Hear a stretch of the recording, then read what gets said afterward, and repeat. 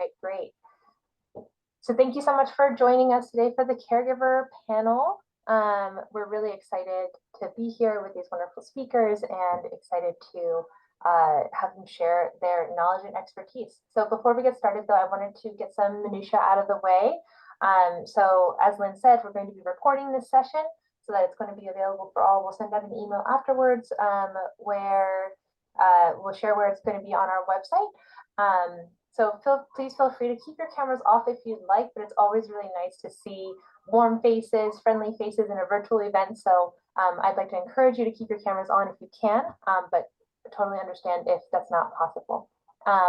We will be having a Q&A portion at the end of this panel. So like Lynn said, feel free to drop in the chat what you're hoping to get out of today and any questions that you have. I'll be compiling those as we go along and make sure to share those at the end. Or you can just hold to unmute yourself and put your voice into the space at the end of the panel when the Q&A starts, okay? So of course we love seeing all your smiles and the head nods and silent applauses that I do sometimes during these virtual things. So please feel free to do that. We also have some emoji like Zoom reactions on the side, on the bottom. Like the clapping one that I just did right there. So feel free to use those Zoom emojis if anything resonates with you or anything like that. Can I get some hearts on the screen so that people know what I'm talking about? All right, Lynn's got it. Zoom, I see you have it. All right, I'm seeing lots of good hearts. Awesome. Cool. So feel free to use those Zoom reactions also. I know that it's really fun to see those pop up on the screen. So just to reintroduce myself, I'm Cindy Gray. I'm really honored to introduce this panel today. We have Linh An, who's going to be facilitating this panel. Lynn and I are both from the Chinese American Family Alliance for Mental Health, also known as CAFAM. And at CAFAM, we work to break down barriers around topics of mental health through workshop and support groups, including and mainly our caregiver support groups, which has served dozens of Chinese immigrant families who are caring for family members with mental health needs. For us, hearing and validating those struggles and successes of the families navigating the mental health system is really core to our work. And so we're really excited to bring some experts in that here today. So if you'd like to find out more information about CAFAM, just Google us, look us up and feel free to reach out. And I'll share our website in the chat in a little while. But before I pass this off to Lynn and our panelists, I do want to name that this panel it represents just a small sample of the incredibly complex and diverse needs of the Pan-Asian experience here in the United States. And the experiences that our lovely panelists share today are their own. So please join me in welcoming these incredible caregivers, all of whom are members of NAMI, New Jersey. So we have Subha, Bolisetty, Parantap, Pandya. We have Grace Hu, and we have Zhang. All right, take it away, Lynn. Okay, thank you, Cindy. So before we get started with our panelists, I wanted to do a little bit of a framing. What I realized is that a lot of people don't really know the history of the deinstitutionalization movement in the US. So back in the 1950s, right, the responsibility of caring for individuals with mental illness really shifted away from professionals in the psychiatric hospitals. And the idea was that there was this inventation of antipsychotics that really worked, right? So the idea is that let's move patients that often spend their whole lives in institutions into the community to be with their family and everything, right? And the idea was that the government was to support families in their roles as caregivers, right? But unfortunately, that never came to fruition, right? At CAFAM, we actually see a lot of families who often are not prepared to take on their roles as caregivers. And, it comes to various stressors and burdens, right? This is not surprising because consistently we see in the research that providing care to someone with a mental health condition has negative impacts on the caregiver's physical and mental health. And additionally in Western psychiatry and systems of healing, often there's this idea of a rational patient who can make these decisions for themselves, right? And we know that this is often a mismatch for many, Asian patients, right? Because for them, their families are often involved in their care and decision-making, such as, defining disorder, outpatient consultation, record keeping, living with them, taking care of their like daily needs, right? And unfortunately, like oftentimes clinicians do absorb a lot of these Eurocentric values in their training. So they may not want to or actually know how to integrate families in a way to support both the patients and families. So, even with the existing billing structures, like clinicians also don't get rewarded for working with families. It's always like patient-centered care, right? And we know this is the case, even though like the U.S. Department of Health and Human Services, and also a lot of health professional organizations have advocated policy initiatives to support family caregivers, which ultimately will reduce healthcare costs and improve health outcomes, right? So the goal of this panel is it's partly we want to help the audience understand what the caregiver experience is and also identify opportunities to support and work with families collaboratively, right? So now I'm going to turn to our panelists. I'm going to have our panelists maybe about 30 seconds kind of talk about like your role as a caregiver. Like, are you a mother, or a parent, or so we could also kind of get a little context before we jump into the panel questions. Why don't we start with Grace, and Grace can call on someone else after the answers. Hi, good morning. I am Grace. I am a full-time caregiver of a daughter who is diagnosed with schizophrenia. She's on the spectrum. Currently, she's in the hospital due to a side effect of her medication, but she's been sick since graduation of college, so it's been 20 years now. Thank you.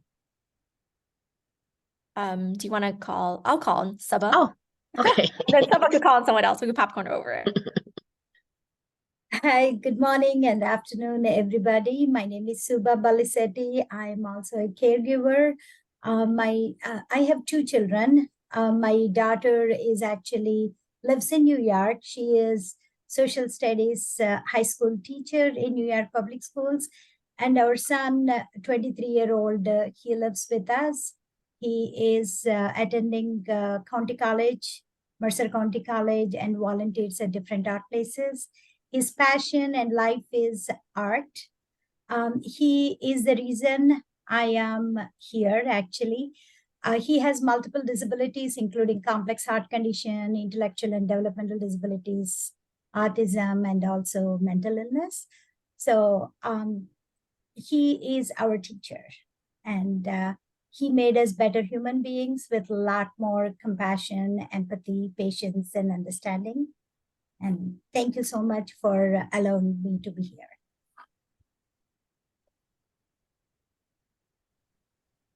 Who do you call? Yeah, Popcorn Parantap. Parantap, you're muted. Oh. Yeah. So I'm a father, and one daughter just came out of a psych hospital. Another one is on a full scholarship in Colombia doing Masters in Fine Arts. So I'm dealing with two extremes. Fortunately, right now, my daughter is stable, but I always say it right now because this is one thing you learn to appreciate the present and be prepared for when will the next shoe drop. I'm also a clinician. I worked in the US past 32 years after I got my master's in clinical psychology in India. And my training has not been like the classical master's or PhD in US under supervisor, but just the inferiority complex of not having a license in the US. I just kept reading and studying and talking and learning that I became good at what I do. I was recognized a few times, and people started asking me, do I have a private practice? So I started a private practice based on family intervention, life coaching. And if you don't mind, I can kind of share it with people here.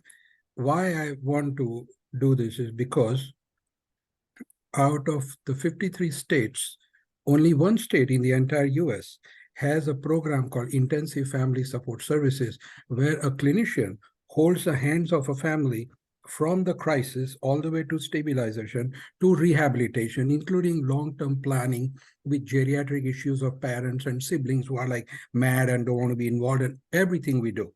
I've done it for past 17 years. And I wish these kind of programs were offered in other states also. Ours is a grant-funded program, so families in my county don't pay me. And, when you do something for 17 years, you really learn the pulse of the family and their heartbeat and the systemic issues we are dealing with. So as we have a deeper discussion, I'll share my thoughts. But thank you. So last but not least, John.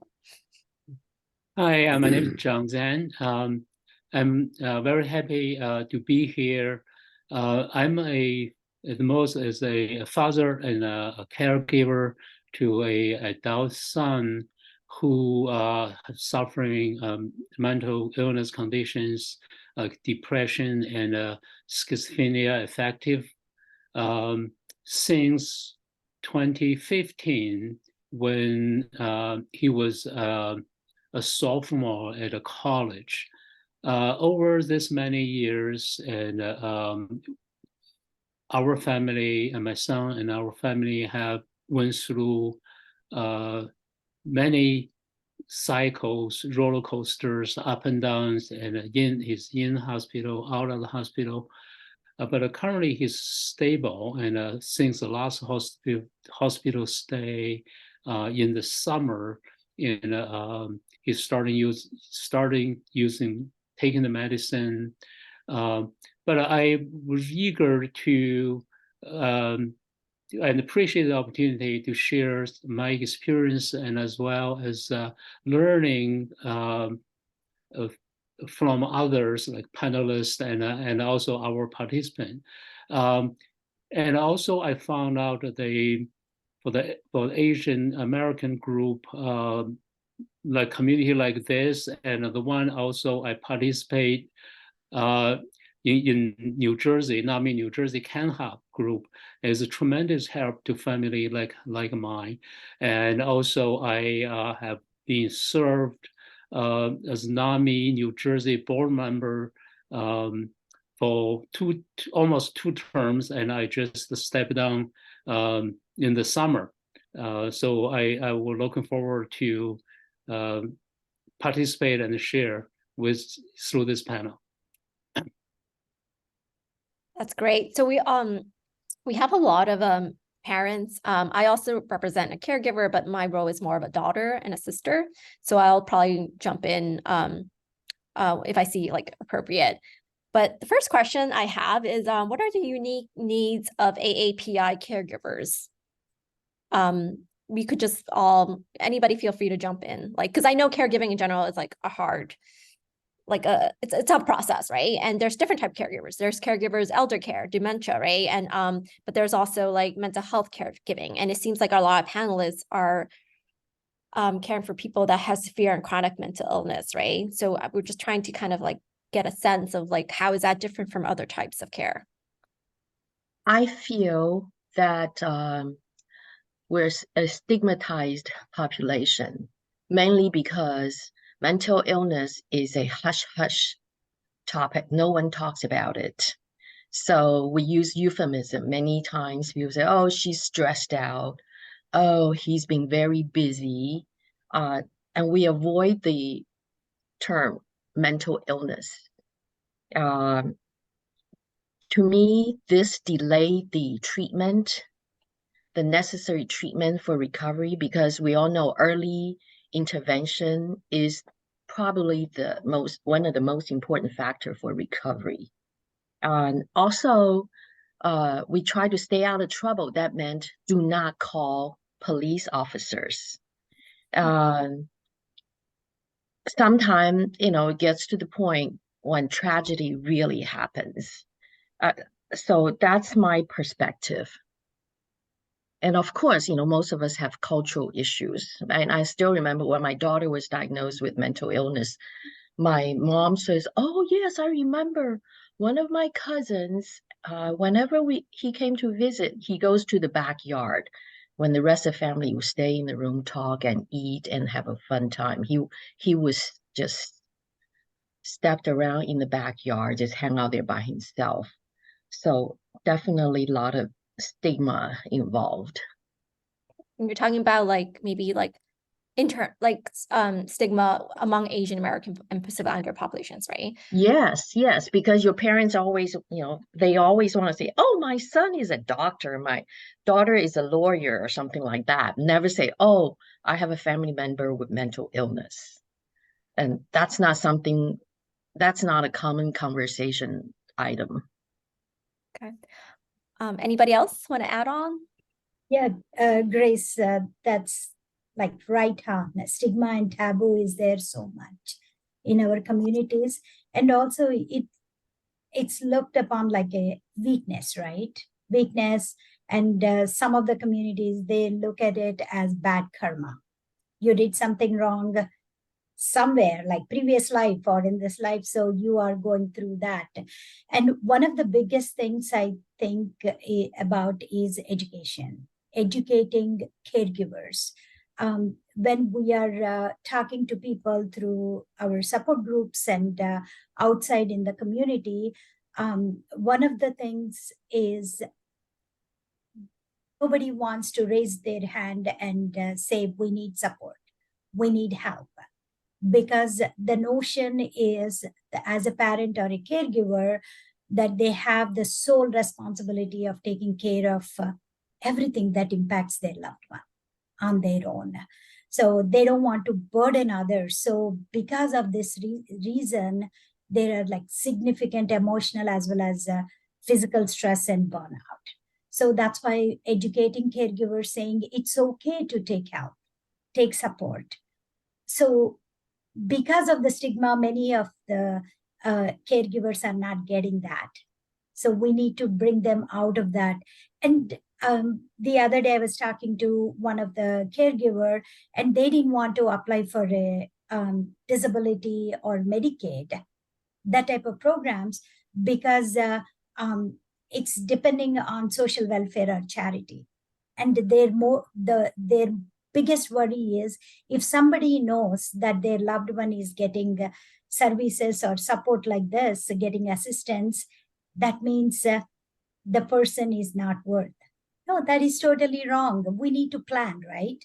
So these are all some things that we have to educate some of the caregivers who are in that mindset because of the stigma, that everything leads to stigma in one way or the other. And also preparing for some of the situations, like we are not going to be here forever. So how are we going to support our loved ones once we are not there? So because living well or anything like that, even the trust, some people look at is like a bad omen. So nobody wants to do any of that paperwork.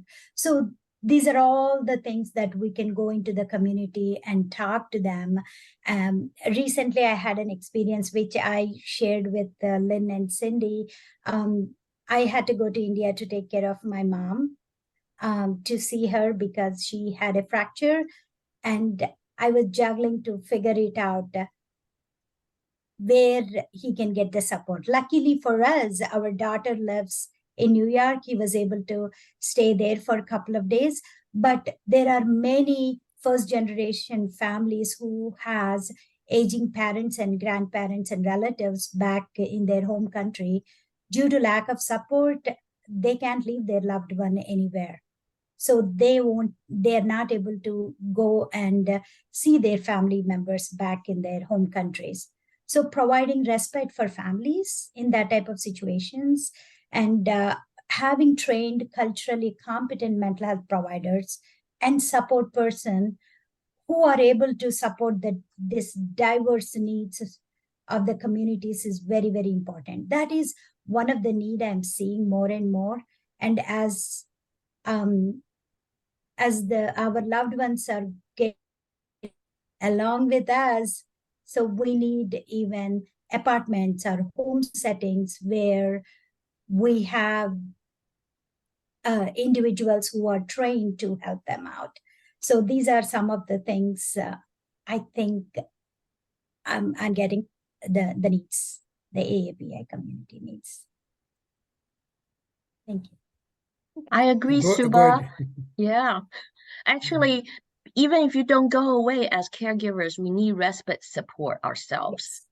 Yes, Just, yeah, it's sometimes we can't think straight. We need respite. Go ahead, John. I have some written stuff. I will go follow after you. I totally agree with Subha, and I agrees they mentioned. I just want to shed some light from cultural and social point of view, and share some of the what I have experienced at home to take care of my son. Asian family is very strong families, and their family concept is very strong compared with Western societies. And they have some good and advantage and disadvantage. The advantage that we are very close tied family members. We help each other whatever it takes. You take care of the weak member of the sick member of the families. That's the strong point. And the weak point is sometimes we also tend to close, and we would like handle family matters by ourselves, and that could be compounded by the feeling of shame and stigma and all others, so that we may not is not that easy for Asian families to reach out for seek help from the community, because we, as I grow as a parent, I heard while I live in China, the family concept is very strong, but the community is somewhat very light, and so we tend to keep everything in ourselves. From my experience, sometimes because we are too eager to help our members, and especially our members suffering, and we are trying to do everything for them. A lot of the time, their request or their desire may be reasonable, and sometimes it's not so reasonable. So a lot of the questions that I think I recently have to try to judge or try to make a decision is I'm doing too much so that I enabling some of the non-desirable behavior, or I do too little. So this is the question. If I paraphrase in the term of the tile from Two Cities is the dilemma of to help or not to help. That's the issue.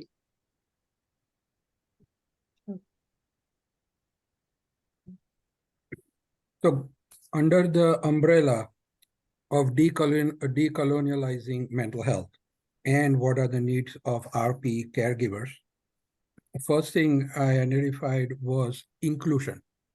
We need to feel included by the mental health service provider community.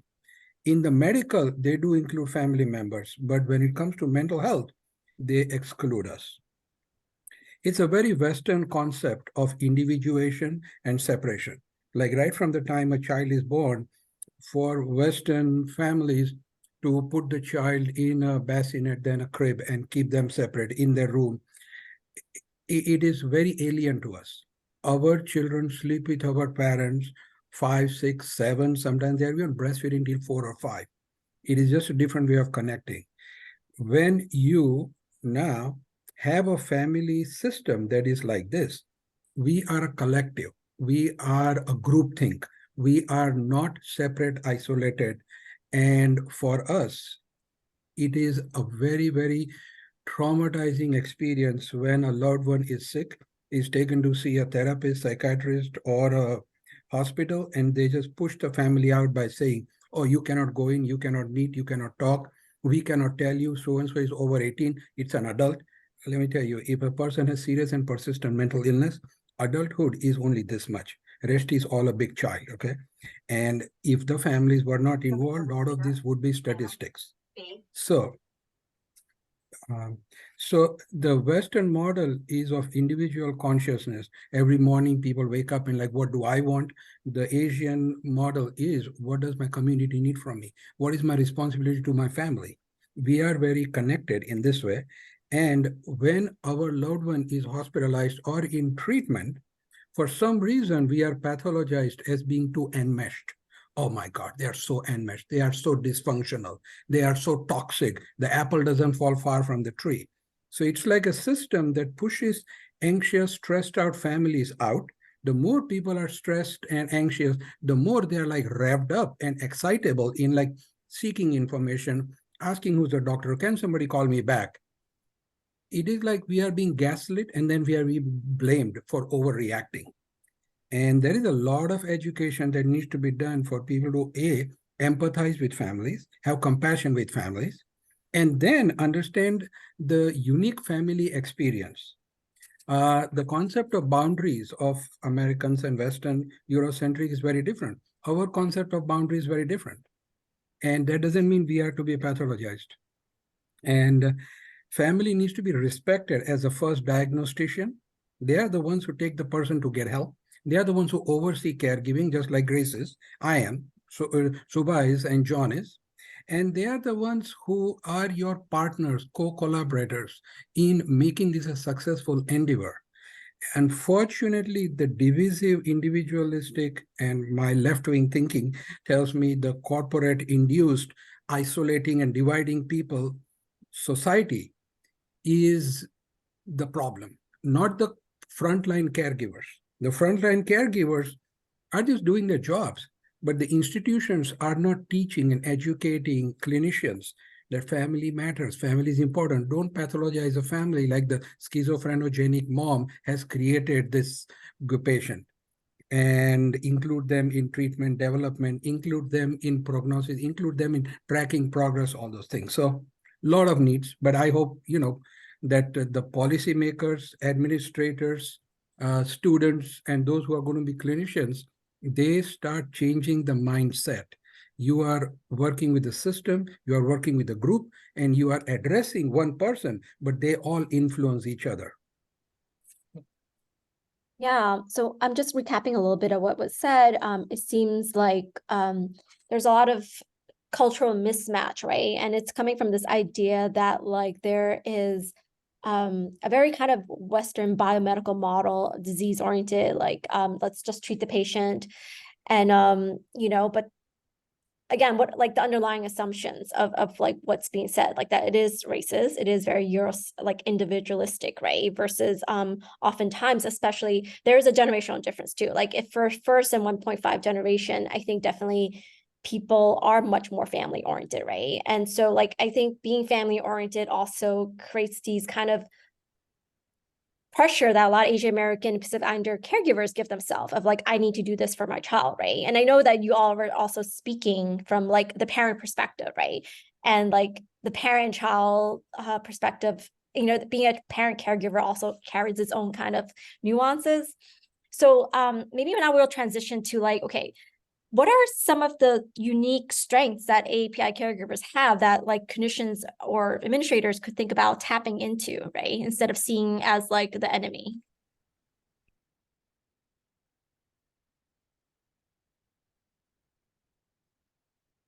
I can share some of my experience and opinions.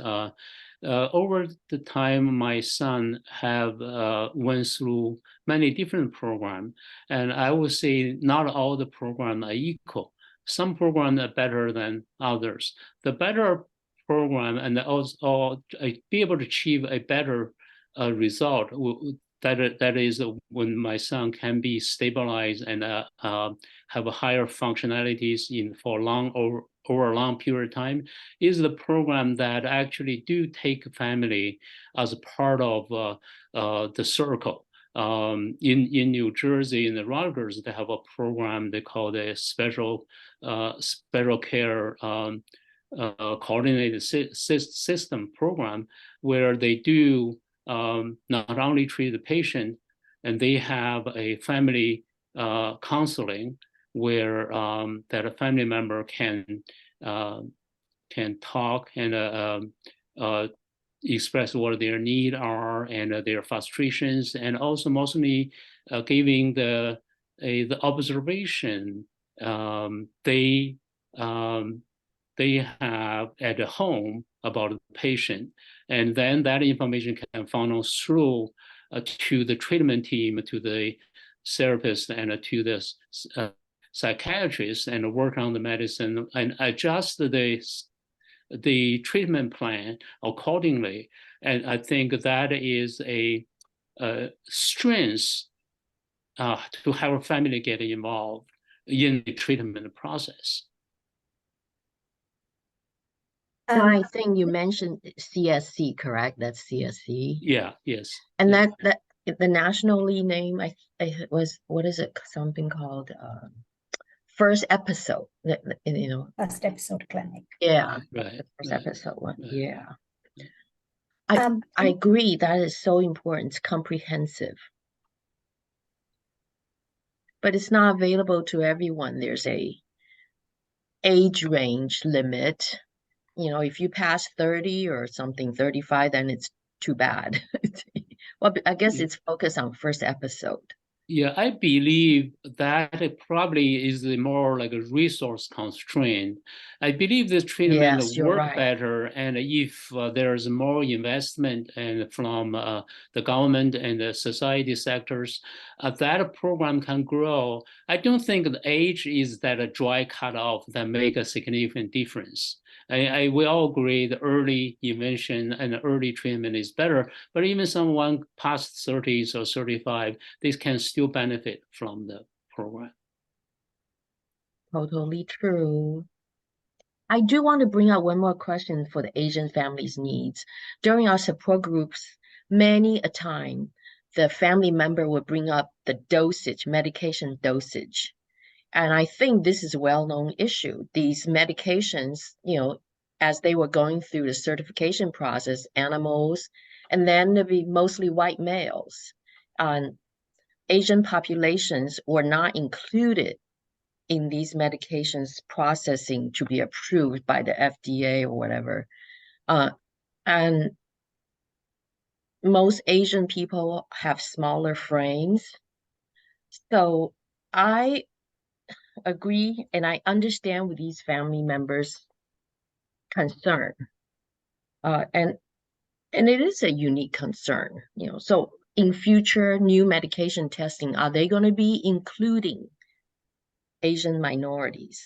Are they going to be including people from different parts of the world who are non-white? Or I wonder if the Black people have similar thoughts about this. Anyway, that's just one thing that came up during our support group meetings. Yeah. So I think also just recapping really quickly what John and Grace is saying, that like there's also problems in other systems of care as well, right? If we think about like why are programs that integrate family members that actually do improve patient outcomes not funded? It's very rare and they're not like scalable.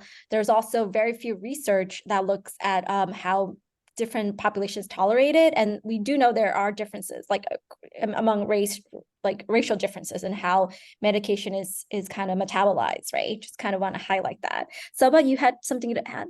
Yes, when we are talking about clinicians, how do we include the families when we are talking to the clinicians and all that?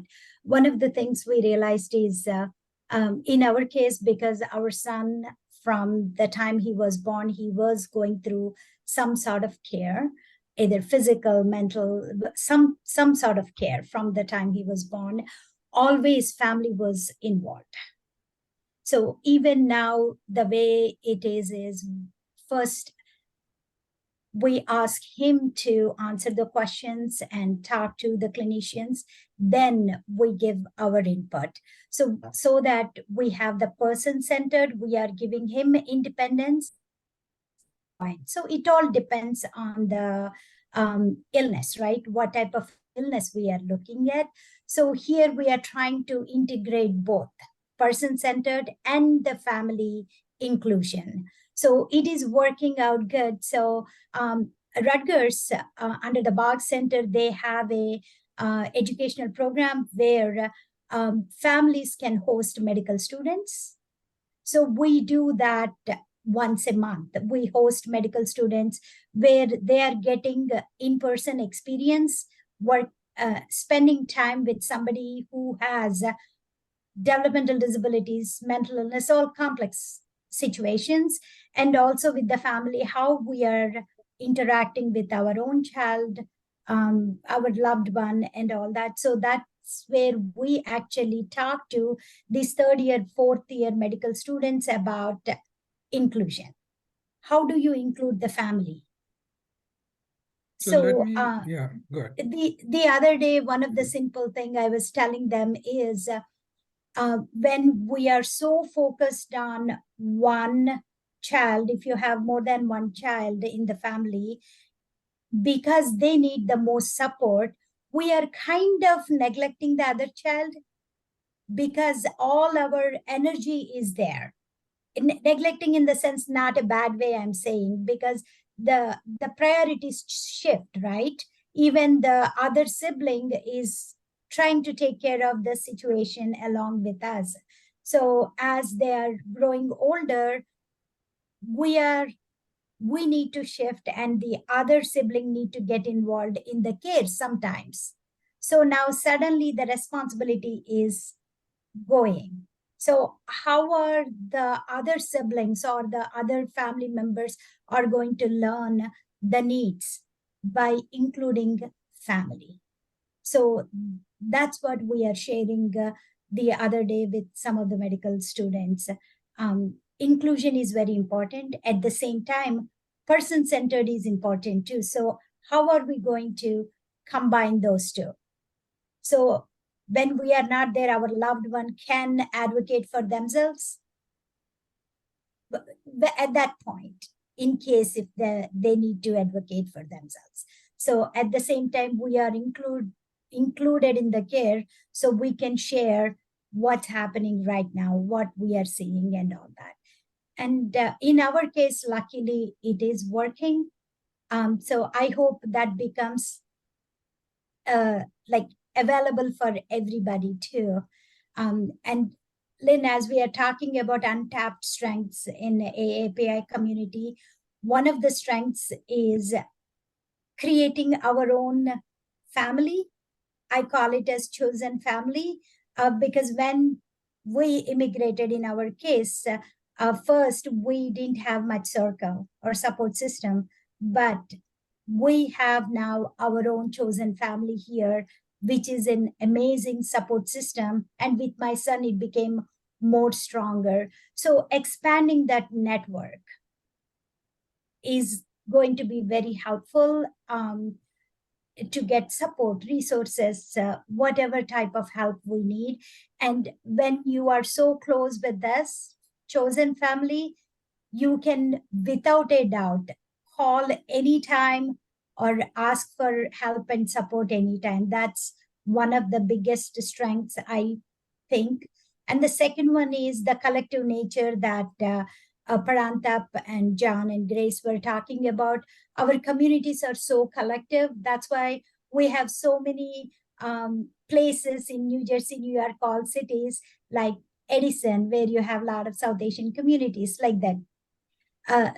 So going into these communities and having an open conversation about mental illness, disability, and importance of taking care of our loved ones. How do we take care of our loved ones in this collective environment? Yeah, I love all you're saying, Subha. Lynn, can I add to what Subha said in terms of what is really important for providers and practitioners to know? Of course you could add, this better be good though, Pranta. Well, you tell me. In 1955, the demographics of New Jersey had 55,000 mentally ill, who were divided in 5 psychiatric hospitals: Greystone, Marlborough, Anne Klein, Trenton, and one more, Hagedorn. Now the demographics has shifted for the number of mentally ill. There is the population has grown from 1955. There is early intervention. There is early detection.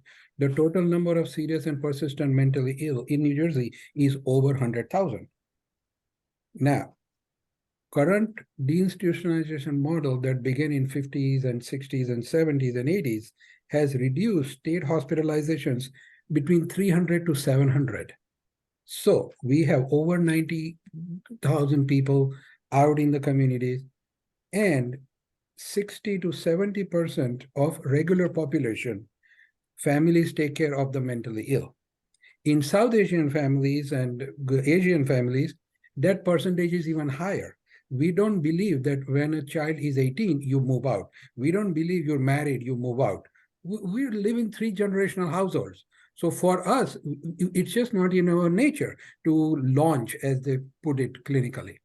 So this part is very important, that if you don't strengthen the family by psychoeducation, by empowering them and teaching them concrete advocacy skills, how to get a response from a psychiatrist who doesn't return your calls, how to get a social worker in a hospital to collaborate with you in a discharge plan and not put the same medication that did not work, and 3 hospitalizations and the person is still not doing well. Who is the patient right now? Is it the mental health system or is it the patient? It's very easy to blame the consumer, or he's not compliant, we cannot control them, the family, blah, blah, blah. But collective neurosis of the mental health system is they lack insight, they lack self-reflection, and they, God forbid, you can, if you challenge or question anyone, like a psychiatrist or someone, that how come you diagnose this? Why did you put on that medication? They get offended, they get angry. And because I work in the field, I talk to them like you and me are equals. You brush your teeth, I brush my teeth. You're not God and I'm not a subordinate. It throws them off. And I feel like, power is intoxicating, and the same pathology that exists everywhere else in society, the absolute power absolutely corrupts.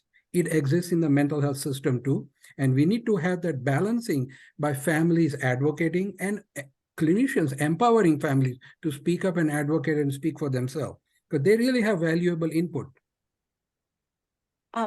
I love the power thing, and I want to connect it back to what Subha was saying, that I think you said you go and talk to medical students, right? And I feel like that's towards a good direction, where we are educating the future clinicians about why family is important. I was just curious, do you get paid to do that? No. See, exactly, right? So if you don't get paid, that means your labor is not recognized and your knowledge is not valued, right? So I think it goes back to the same thing when it's really about money, right? If we want caregivers to feel empowered and to feel like they belong and include, then their time and knowledge needs to be compensated as well. So I think that's something that we could delve deep into more. Are there any other comments or thoughts before I move to another question? This particular program is hosting medical students. So 2 students come, you can sign up. It's a voluntary base.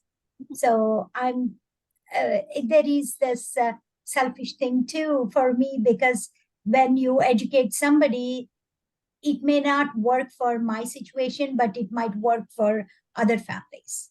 Okay, so this is totally volunteering. And I love hosting them because it's a mutual thing. They are sharing their experiences and what they want to learn, and I'm telling them we are sharing as a family our experiences to become a better clinicians.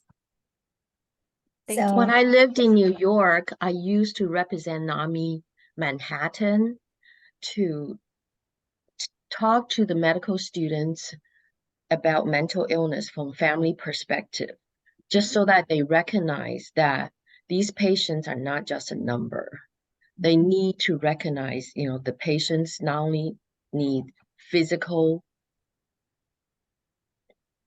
diagnosis and help, as well as mental. We don't want them to, just because maybe patient could not express, clearly about their symptoms physically doesn't mean they can just ignore them. And I believe NAMI Manhattan is still doing that continuously to all the medical students at different medical schools. That's great. Okay. Could you all maybe give me one example where you felt like, whether it's a clinician, whether it's a group that created a safe space for you to share your experience and to build community? Example is Samhat, South Asian Mental Health Awareness Program, and CAMHAP. These are safe spaces, right? So, Yes. and these are all peer-led programs. So non-judgmental, and there is no stigma comes here. So it's confidential too. So this is where caregivers, individuals, they openly share their experiences, where we are seeing outside the NAMI world, there are caregivers who doesn't want to share their lived experience, and they don't want to, they won't allow their loved one to share their experience.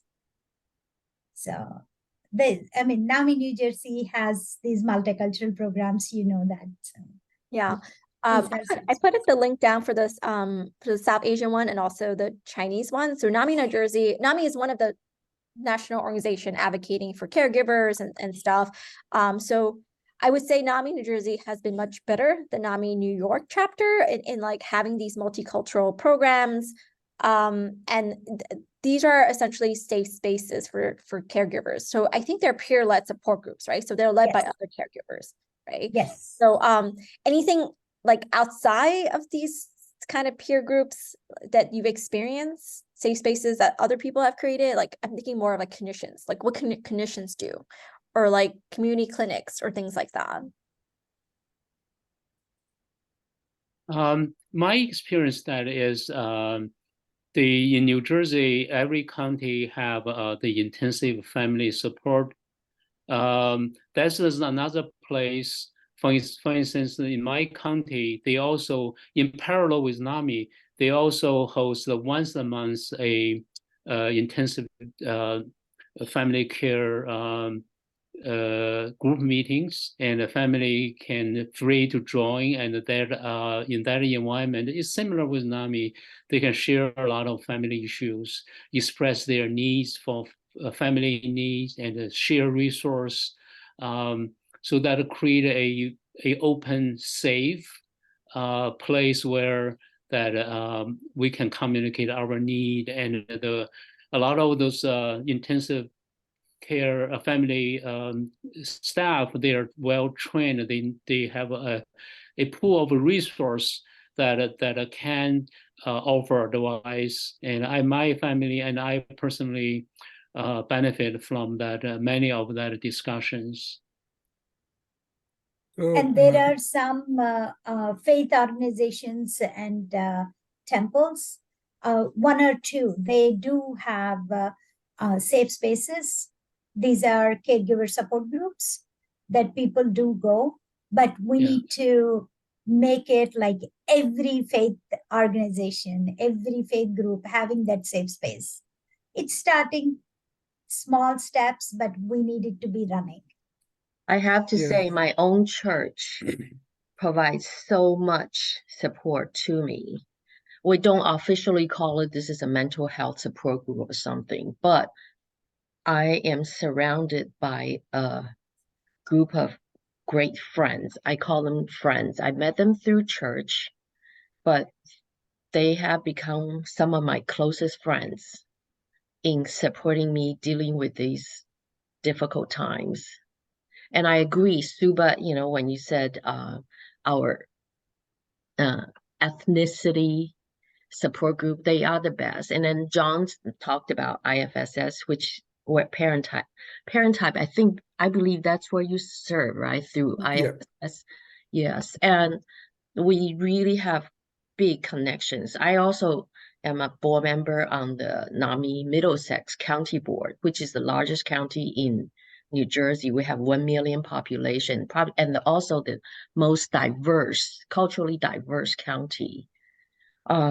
It's difficult because when people come in, sometimes we don't know, they don't know how to fit in. But we have a very active membership in terms of different cultures. I don't know if the families are that active in NAMI Middlesex. However, the adults, the patients with diagnoses ranges from 20 to 65. They participate in our monthly social activity. Just based on that, you could see the needs for social activities. And they are very active. For example, we had a Halloween party just last week. Great turnout, and there's different ethnicity foods service there, and we do different games and different Chinese New Year, we do Chinese New Year. So we try to introduce culture so that people are familiar with that. And in 2 months ago, we went to the baseball games. On summertime, they go to the beach. The people we support, our family members, really love them. We give really overwhelming support, but the participation, but as expense itself is tough. And fundraising for mental health is not as glamorous as other projects. So that's really tough. And I wish, if somebody can invent that magic pill or something so that we could get people to respond to mental health needs, it'd be wonderful. Even though 1 in 5 Americans suffer from mental illness at some time in their life. And yet this is not it's not a sexy project for anybody. Okay. It's sad. Thanks, Grace. Parantap, I think you wanted to jump in. Yeah. What I wanted to add is that people are hearing IFSS and NAMI. We are like, brother and sister type of relationship. NAMI is created by consumers and families. There are professionals, but mostly it is non-professionals who volunteer and who just are very strong advocates, and they brought a lot of systemic change. It is NAMI New Jersey who was at the forefront of creating a committee that addresses the bad things that happen in state hospitals and why families need a clinician who can say, okay, this is case management, this is crisis intervention, this is the new antipsychotic, and break it down and all those things. And NAMI sponsored us. So they wrote in their government affairs, Right. there's a very, OMH.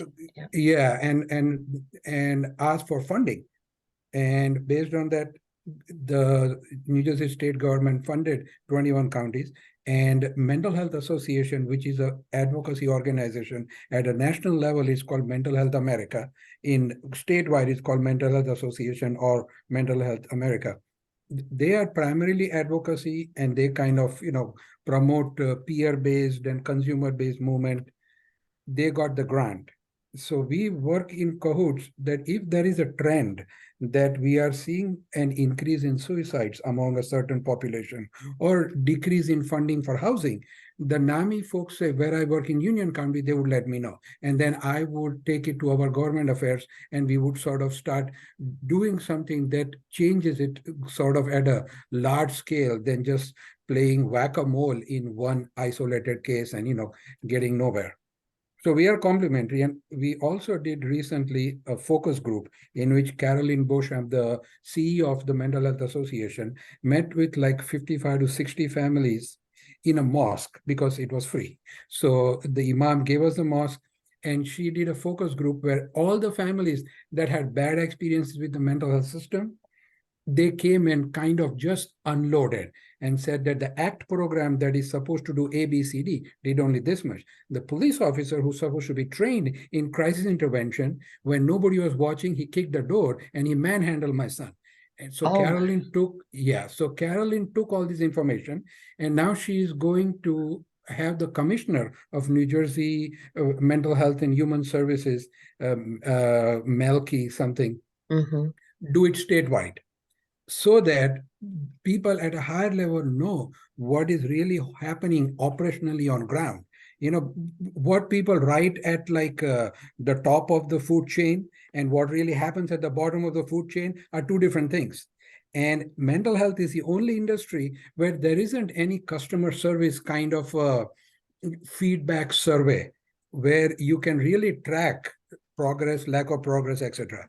So it is kind of a yin and yang, NAMI and IFSS. This is how we work. Okay. I just wanted to add a little bit about the families we work with in CAFAM. Like at CAFAM, a lot of our families actually have our lower socioeconomic status, right? And a lot of them are, low health literacy. They're also really first gen, right? So a lot of them are really kind of struggling. And, we also do support groups for them. And it's interesting because support groups also come from this Western model of you share and everyone supports each other, right? But our caregivers are actually pretty quiet. So we're actually doing this assessment to really understand, okay, they keep coming back. So they must be getting something out of it, right? So maybe being in community, being in presence, and just having this person understand where you're coming from is enough then to have to share, right? Because sometimes we get tired. We already are talking so much. So I just want to also throw in that because I feel there is also a difference in immigration generation and education wise, right? I feel with our families, there's more of a acculturation and less about just surviving, right? Than advocacy. But I love that there's a lot of advocacy. And I kind of see it as working together, more Asian Americans that are able to do the advocacy. I think is super important, right? But also what I'm hearing is that all of you name spaces that were outside of the clinical spaces. Is it because you haven't experienced this safe space in a clinical space? Because it's all about faith-based or NAMI or peer groups, communities that you had to form yourself. One of the places I can share is even though it is not a hospital or clinic setting, it is at my son's school. It is a private school, Calais, and all the counselors, 6 counselors, they used to have these support groups once a month for caregivers. So it was amazing. Even though my son was graduated last summer, I was still able to attend few of the groups. Because they're yeah, you are alumni, you're welcome. So that was one big help for us. From 2014-15, I was attending every support group they had until last year. So all the 6 clinicians, they used to sit there, counselors, and we can share without any boundaries, how we are feeling, what is happening in the family. So it's a very, very safe space. And we used to get input from the counselors and also from other family members, other parents, how they are dealing with this particular situation. It's vice versa because clinician used to take the responses from some of the families. Oh, I didn't realize this worked for you. And it became a team because they used to listen to us, what's going on. We used to listen to them, what they're doing at school. And we are on the same place, on the same page, working on different behavioral situations and whatever it's happening with that particular student. So that was one thing that happened. I'll tell you, the IFSS model was based on Dr. William McFarland's model of multiple family support groups, in which you bring the consumer and the family member together. And it could be a safe space where everybody gathers and they share their living experiences and they share wisdom and resources and what worked and learning from each other. And we follow that at Intensive Family Support Services. It is clinical, but Lynn, you raised a very good point. Why is it outside the clinical system? And I will be the Serpico for the mental health industry. Our industry has abandoned the serious and persistent mentally ill. Try going on Psychology Today, find 10 psychologists or therapists, LCSW, LPC, anyone, and ask them, I have a son or a daughter with bipolar or schizophrenia or schizoaffective, and is medication compliant? Do you have any appointments for individual therapy or family therapy? Nobody has appointments. You know what? These are labor-intensive clients. Yes, it will take work for you to figure out, is it the lack of medication, or is it the environment, or is it boredom? They don't want to do that. Everybody wants to work with the worried well. The new students, I'm begging and pleading as a father, please have at least 5%, 2%, 3% of your practice dedicated to serious and persistent mentally ill. They are part of our society. They're not going anywhere. What we pay collectively in rehospitalizing them, putting them in jails, I mean, like deinstitutionalization brought down the hospital census, it raised by 15, 20% jail census. Keeping a person in jail is $25,000 to $30,000 a month, a year, versus keeping a person in a mental hospital that's like 50,000. We are paying one way or the other. My point is, yes, they have been abandoned. I have been to 2 psychotherapy networker conferences in Washington, D.C., which is like the premier conference for therapists. And I do have a special respect and regard for them, and I learn a lot. They focus on trauma, and then anxiety and depression. No schizophrenia, no schizoaffective, no bipolar. Why? Yeah. Why is it this way? I mean, these are tough questions to ask.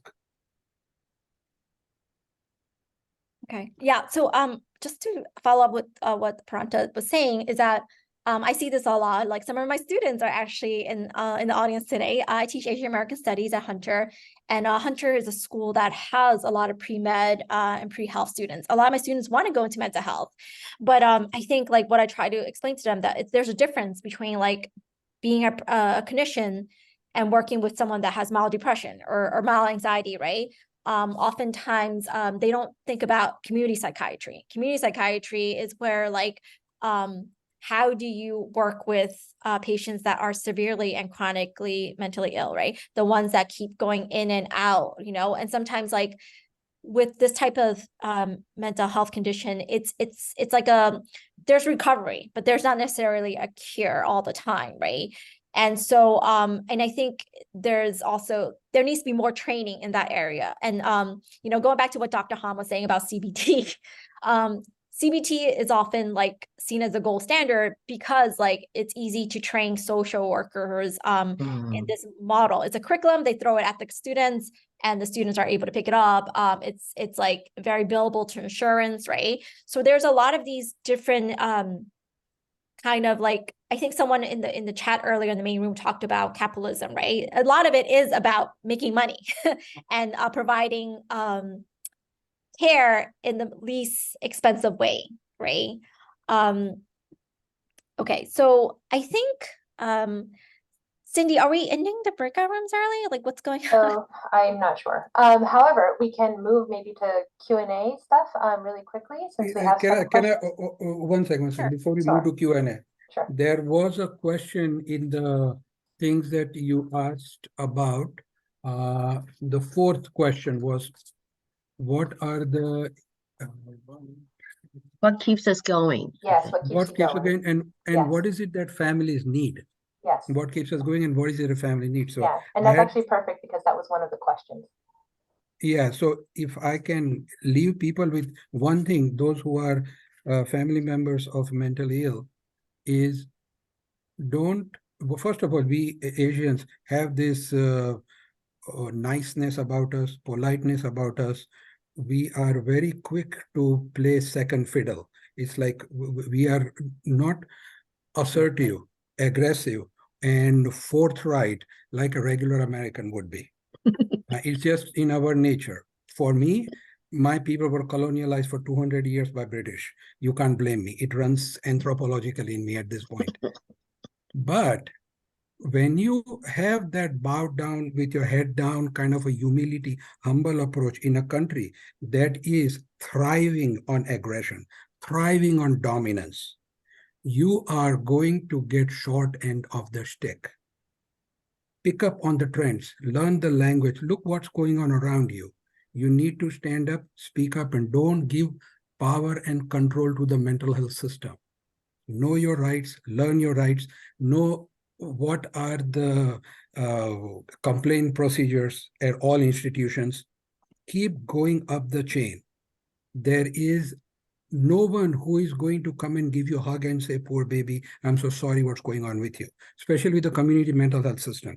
Everybody's overworked, underpaid, and the squeaky wheel gets the grease. When they know that you know how to advocate, you have read what are the obligations of the agency, therapists, psychiatrists, how much time they're supposed to spend, how they're supposed to answer, and you should know how to work it. Fighting doesn't help either. Smart advocacy is knowing your role, knowing your right, knowing what can be done, networking with people like what Grace, Subha, and John are doing. When you network, you learn. It's like if you're going to buy a Mercedes, somebody's going to tell you Audi is better, or Toyota Camry versus Corolla. It's like you have to know the inside information, empower yourself with all that, and then go as a smart consumer and take charge, take control, read, and participate in trainings and stuff. Okay. Thank you so much. I know we have to close out soon, but like, can maybe I want to address the fourth question you just mentioned. I feel it's important for us to be involved. And by being involved, we give, and you'd be surprised how much we get back. And it's kind of like, I don't want to use the word disease, but it's something that can just transmit throughout the group. For example, I became NAMI volunteer in New York City, Manhattan, and I just have so many wonderful friends there. When I relocated to New Jersey, I became involved in Camp Hop. They provided so much support to me, but I have to say, stigma was a big thing then. I don't see it now. I still remember I was crying at the support group, and few days later, I met the person, two other people in the grocery store. When they saw me, they took off, went the other way. They didn't want to be known to, have anything to do with mental illness. That was really tough. But nowadays, being involved and by supporting other families, those people give back. And I think, it's a wonderful thing that gets catch on. And that's how Camp Hop and that's how Samhaj have grown so strong and so important in our lives. So I truly think giving back and involved is what we need to do. That's how we support each other. And we want to support other families living with this. And earlier you mentioned something about clinicians being involved. I have to say, throughout Tanya's mental illness, we met one truly kind and compassionate psychiatrist. I want to mention his name. He's actually based out of New York, Dr. Robert Laitman. His specialty is in schizophrenia. And his wife, Ann Mandel. They run a charity group. It's called Running for Teen Daniel. That's his son who suffers from schizophrenia. This doctor and his wife, they open up their house every single month. And his patients, families, everybody's welcome to go there. I mean, what other doctors have you met in any discipline? If I can add, there is one doctor, Dr. Vasudev Makhija, who's the president of New Jersey Psychiatric Association, past president. He has started his own not-for-profit called Samhin, and I put the information in the chat. He runs it as a not-for-profit, and he provides everything from free support groups